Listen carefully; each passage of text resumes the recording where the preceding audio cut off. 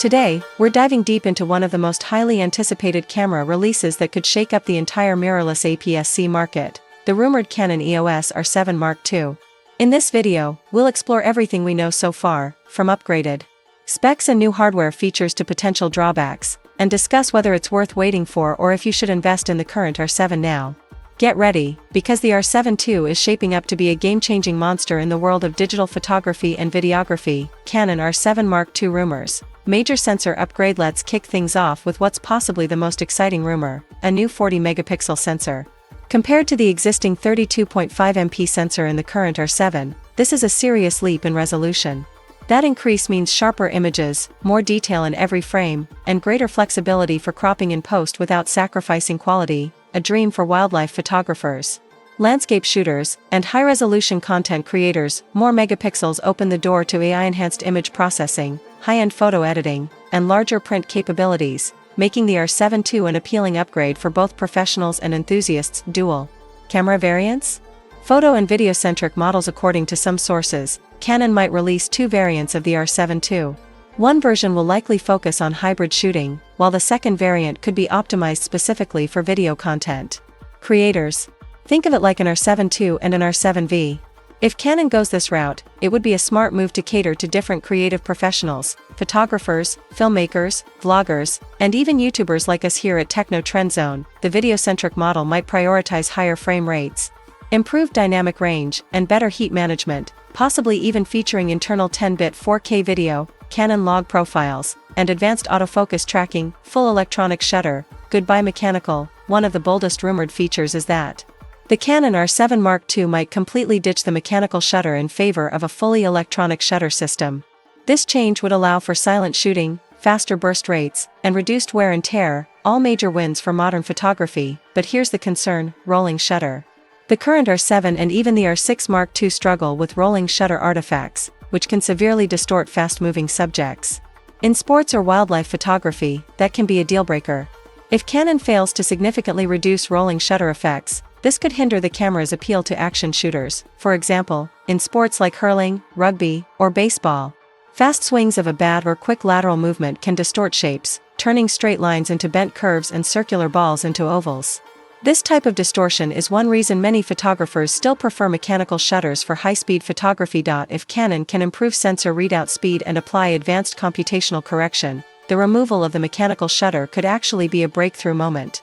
But until we see real-world tests, this remains a point of cautious optimism. Storage upgrades. SD or CF Express. With the jump to a 40 MP sensor, the file sizes are bound to be larger, and if burst speeds increase, we could be dealing with significant data throughput demands. This brings us to the question: will Canon include CF Express Type B card support in the R7 II? The original R7 featured dual SD UHS-2 slots, which are solid but not quite fast enough to handle sustained high-speed shooting with larger files. For the R7 II to truly deliver on its rumored speed and resolution, at least one CF Express slot would be welcome and perhaps necessary upgrade. It's all about buffer clearing speed. If the camera hits the buffer too quickly, especially in burst mode, you might miss critical shots. Including CF Express would solve that and offer future-proofing for those who shoot high-res RAW files or 4K per 6K video at higher bitrates. Ergonomics and battery grip. A must-have, one of the most requested features that Canon did not include in the original R7 was support for a battery grip. For many of us in the photography world, especially those shooting for long durations or using larger telephoto lenses, a battery grip is more than just a convenience, it's an essential. Aside from doubling battery life, a vertical grip enhances ergonomics, weight distribution, and provides more stable handheld operation, especially in portrait orientation. Why Canon decided to exclude it in the first R7 is still a mystery, but speculation suggests they didn't want the R7 to cannibalize sales of higher-end models. But times have changed. If Canon wants the R7 II to seriously compete with Fuji's X-H2 or Sony's A6700, it must step up its game, and a compatible battery grip would be a solid start. Autofocus upgrades. What we're expecting: Canon's dual-pixel AF is already industry-leading. But with the increased processing power expected in the R7 II, we might see enhancements such as improved subject tracking, smarter AI-driven focus detection, faster AF in low-light real-time IAF for video and stills content creators and vloggers. We'll especially appreciate stickier focus and better object recognition, helping to maintain professional quality even during dynamic movement. In-body image stabilization, enhanced or the same. The original R7 features 5-axis IBIS, which was already impressive. But with newer camera models on the market offering up to 8 stops of stabilization, the R7 II could be looking at an improved stabilization system, particularly useful for handheld video shooting, low-light photography, and telephoto work. Combine that with Canon's RF lenses featuring optical stabilization, and you're looking at an extremely stable shooting platform, even without a gimbal. Price prediction: will it be affordable? Now let's talk about pricing. With global supply chain issues, inflation, and market dynamics all over the place, it's difficult to pinpoint an exact figure. However, if we look at historical trends and Canon's pricing strategy, the R7 II will likely be priced similarly to the R7 at launch, possibly in the $1,499 to $1,699 range. As the original R7 drops in price, Canon will aim to keep the R7 II competitive while still offering significant improvements.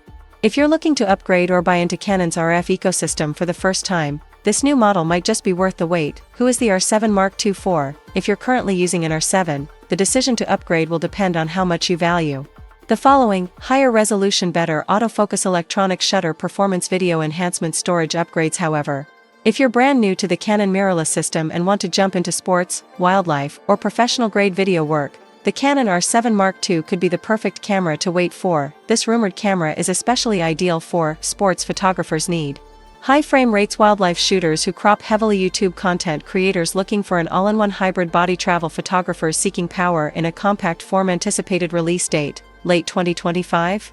Based on various reports and Canon's typical product cycle, we expect the Canon EOS R7 Mark II to launch in late 2025. That said, until there's an official announcement from Canon, all of this is still speculation. But the momentum is building, and early signs point to a release window that coincides with major photography expos toward the end of the year. Final thoughts: should you wait? If you already own the R7, upgrading will depend on your specific needs. Do you require higher resolution, better rolling shutter performance, or improved video features?